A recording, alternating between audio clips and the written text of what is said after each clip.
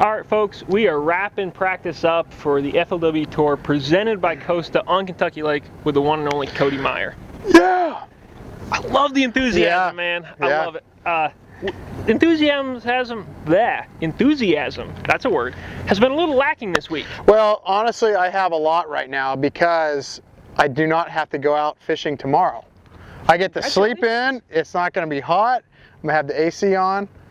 You're going to be good to go. I'm going to be ready to go, yeah. Alrighty. Tell me, I guess, a little bit about the actual fishing. You crush them on the ledges, it seems like. Yeah. I mean, you've had a lot of top 20s, top 30s, like you always get a check on these kind of lakes. Yeah. You think you can do it again? You know what? This place is terrible. I'll be honest with you. I'm not going to sugarcoat it. I think Kentucky Lake is ruined. Officially ruined. No, I don't. Honestly, the bite is so tough. I love fishing offshore. I love ledge fishing. I love the whole TVA chain. It's just really, really tough. You know, it's in that weird funk. Like they were spawning last week. Yeah. I mean, so they're still coming out. There's not a lot of fish out on the ledges. I don't even know if I can catch a fish, let alone 5. And I truthfully really do mean that. Now, okay. When you do get a bite, when you do get a bite, they seem like they're good fish. It's just hard getting bites. Okay. Have you at all noticed more fish showing up on the ledges day by day? You know, it seemed like today there was more. That means like there was 1 or 2 the first day. Now there's 2 or 3. Okay.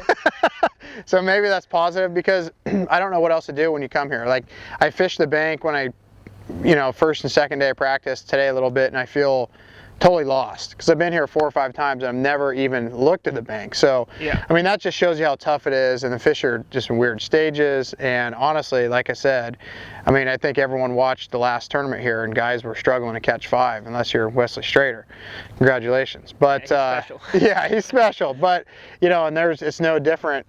Eric Jackson over here barefoot. But barefoot, no shirt, he's living life. Yeah, I know. I would do that too, but I would scare you guys. So, and it'd hurt my feet. But it's going to be a grind out there. You know, I'm sure guys like Lambert, Randy Haynes, Clint Davis, I mean, with so much experience, I mean, they're really going to probably have fun this week. All right. You say you fish shallow a little. Did you consider Barkley at all?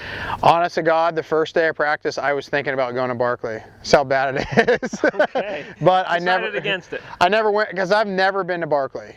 You know, so it's just like, hey, if I go over there, I'm going to be so lost. I might as well just be so lost on Kentucky Lake.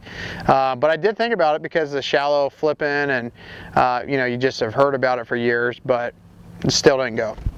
I want to ask, I guess, a little bit about baits, and you don't have to tell too much, but historically, like, we've got a lot of GoPro videos of you catching a lot of fish on a drop shot out here. Yes. And there's other ways to catch them, but do you feel like this is one of those tournaments where finesse is going to play a big role, or because we're so early, do you think, maybe a crankbait, swim bait, a little more power fishing could be the key just when you do catch them on the ledges, that's how you catch them? You know, when you think about how tough it is, you think, okay, finesse fishing, it's going to like excel, it's going to shine. You can't hardly get bit on that stuff this week. And then you throw something big and you get a bite.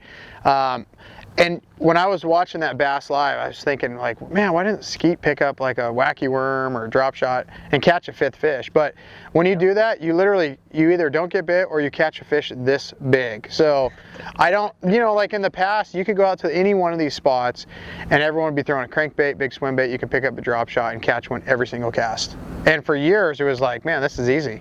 And it's not like that anymore. I don't know if it's just because they're not all out there. Or it's because when we come in June and they're really pressured then, and so they don't see that time to throw smaller stuff. Yeah, but I mean, typically on this whole chain, when they come out there, when they first get out there, they're easy to catch, but you just got to find them. But right now, it's neither. You can't find them or catch them. So. All right. Well, Cody, thanks for stopping by, and man, best of luck finding them and catching them come tournament time. Hopefully, like Lambert, he's my buddy. He's boat like 26 and I'm 27. Because we're going to ride right to the honey hole. That's it. Why not? I think that's a good plan. Yeah. I think the problem is you're going to have like a whole pack of like 20, 30 boats also following it. Yeah, So it's going to get crowded quick. Yeah, that's all right. At least I know I'll have confidence when I get there. There'll be fish around there. Yeah. You can bust out the drop shot, right? Yeah, man. Or if Bill just lets us fish right in here, off limits, maybe we have a chance. But no, I mean, as tough as it is, you're still going to see some big ones. I mean, because this place is full of big ones. It's not going to really reflect how good this place used to be, because you're going to think, oh, this guy caught 20 pounds and he struggled all day to catch 5, where he used to be cold and 4-pounders. So I don't know. I hear you. Well, Cody, thanks for coming by. Thank you. Good luck out there. All right, folks, we are closing down day 3 of practice for the FLW Tour, presented by Costa on Kentucky Lake. Got Britt Myers here along for the ride. Britt, I know it's been 3 long days of practice out there. It's been hot, and there's a lot of complaining going on. Kind of the same boat for you, or do you feel like you found a little something you might have something to run with? Absolutely. It's I absolutely love Kentucky Lake, and even when I've been here in the past, I've had some decent tournaments. You don't always find tons of schools of fish, but you can normally just put the trolling motor down and find fish. Yeah. Here, I don't think finding schools of fish is the key. It's just finding fish. I mean, it's just anything at all. Anything at all. It's, there was a huge tournament here just 2 weeks ago, and it was one shallow, and some guys caught them deep, and I did all my research like everybody else, and it seems to be fishing about the same as what that tournament, so not much has progressed. If anything, I think it's a little worse. All right, so you kind of think that was the Elite Series event, and you kind of feel like we actually may see a continuation of that shallow bite, maybe a continuation of that shad spawn type deal. Absolutely, yep. I really think that's going to be the deal here. I want to be offshore. I had one good day of offshore, and when I say good day, 5-6 bites. But when you get bit, it's a good one. Okay. And then the very next day, I could have zeroed offshore. Now, 5 or 6 bites offshore, you didn't refish any of that stuff though, or did you? Like, did you kind of get in the mode where you're like, well, man, this is getting bad. I better go make sure that wasn't a fluke? Or, to me, 5 or 6 bites offshore, you add a few days, a little more warm weather, it could shape up, right? That's the plan. Honestly, coming into this deal, that's what I wanted. Yep. But then, I wanted it to be a grind. I wanted it to be really hard to find the fish offshore. So we got 180 plus anglers. I wanted everybody to really bust up, and everybody not sharing the same water. But man, after about 2 days of it, I wanted them to bite a little bit better. I didn't want that grind anymore. Okay. Considering that it is a grind, did you go over into Barkley at all, or did you go like way far south on Kentucky? I didn't go to Barkley. I did go really far south, and it didn't get any better no matter which way I went. Okay. I fish deep and I fish shallow, and in the tournament I'll probably do both.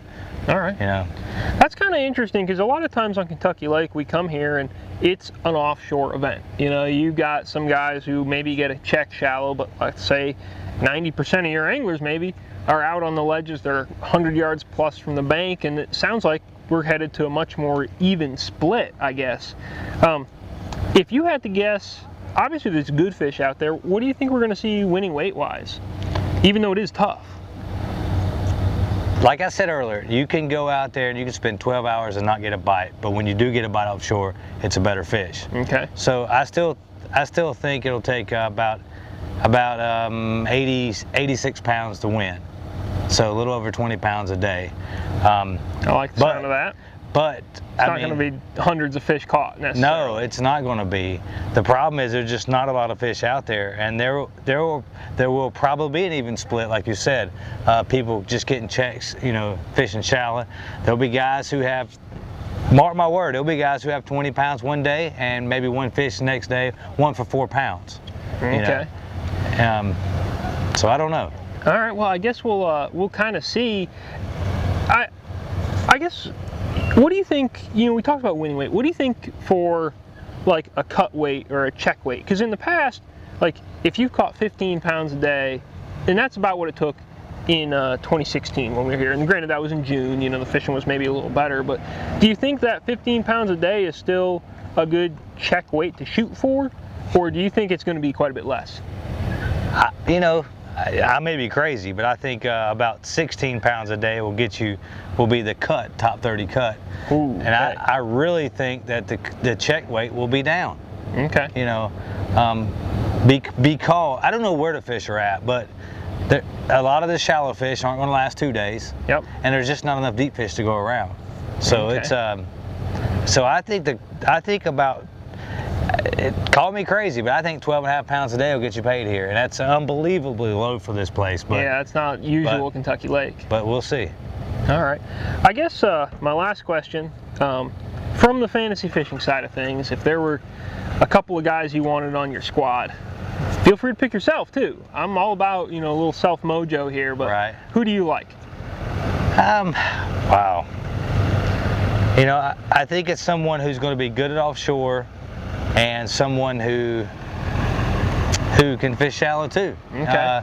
A shad spawn. You know, Brian. You always got to pick Brian Thrift. He's so consistent. Yeah, he's so consistent. But I grew up fishing around Brian, and you know, I know how the shad spawn works. This place sets up a lot like that. So. Yep.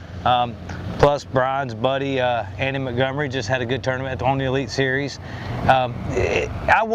Everybody's watched both events, or watched the event, seen what transpired on that. So, pick Thrift. You know, me, I'm going to pick myself. You know, why not? I like it. I like it. I'm going to swing for the fence in this tournament. You know, I may only catch 2 fish, but if I get eight bites a day, I think I'll have be 8 good ones. It'll be 8 good ones. You know. All right.